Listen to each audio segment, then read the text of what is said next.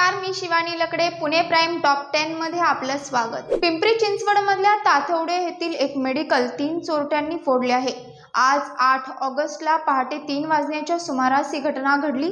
चोरट्यांनी गल्ल्यातील रक्कम लंपास केली असून चोरटे सीसीटीव्ही कॅमेऱ्यात कैद झाले आहेत.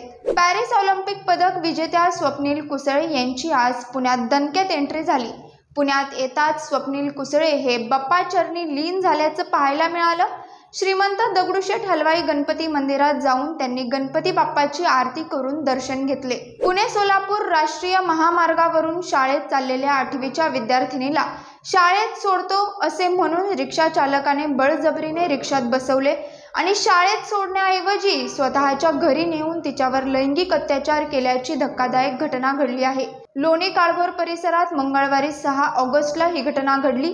या प्रकरणी लोणी काळभोर पोलीस ठाण्यात रिक्षा चालकावर पॉस्को अंतर्गत गुन्हा दाखल झाला असून विजय जाधव असे गुन्हा दाखल झालेल्या आरोपीचे नाव आहे. मंत्री चंद्रकांत पाटील पुन्हा कोथरूडमधूनच निवडणूक लढवणार असल्याचे संकेत मिळाले आहेत. कोथरूड मतदारसंघात चंद्रकांत पाटील यांचे बॅनर लागले आहेत. या बॅनरवर चंद्रकांत पाटील यांचं कौतुक करण्यात आलं असून कोथरूडमध्ये माणसे जोडणारा माणूस असा त्यात उल्लेख करण्यात आला आहे. पुणे, पिंपरी चिंचवड शहर आणि पुणे जिल्ह्याच्या ग्रामीण भागातील मिळून जिल्ह्यातील 21 विधानसभा मतदारसंघातील एकूण मतदारांची संख्या 84,39,729 इतकी झाली आहे.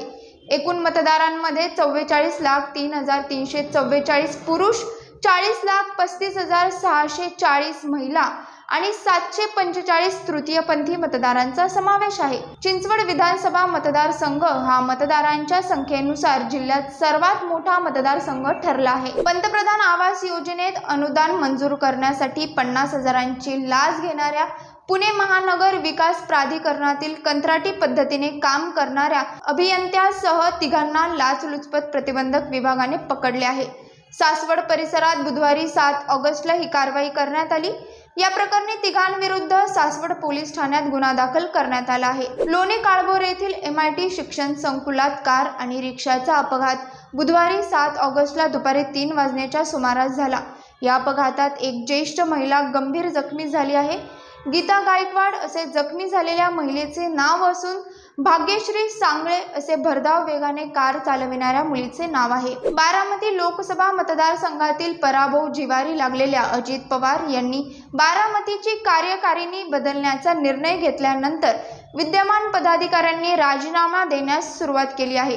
लोकसभा निवडणुकीत अपेक्षित काम केले नसल्याने संघटनेत नवे बदल करायचे आहेत. त्यामुळे बारामतीमधील कार्यकारिणीने राजीनामा द्यावा असा आदेश अजित पवार यांनी दिला होता. त्यामुळे नव्या चेहऱ्यांना संधी मिळेल अशी चर्चा आता राजकीय वर्तुळात सुरू झाली आहे.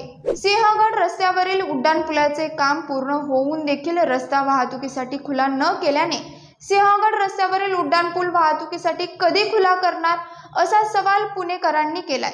उड्डाणपूल सुरू करत नसल्याने सिंहगड रस्त्यावर मोठी वाहतूक कोंडी होत आहे. तासनतास पुणेकरांना वाहतूक कोंडीत अडकून पडावं लागतंय. त्यामुळे लवकरात लवकर पूल सुरू करा अशी मागणी पुणेकरांनी केली आहे. शिरूर येथील कांदा विक्रेता ट्रेडरची 8,23,000 रुपयाचा कांद्याचा अपहार करून आर्थिक फसवणूक केल्याची घटना घडली आहे. या प्रकरणी मच्छिंद्र रोडे यांनी शिरूर पोलीस स्टेशनमध्ये फिर्याद दिली असून पवन कुमार शर्मा आणि चालक इसाक खान या दोघांच्या विरोधात गुन्हा दाखल करण्यात आला आहे. पुढील तपास शिरूर पोलीस करत आहेत. पाहत रहा पुणे प्राइम न्यूज. धन्यवाद.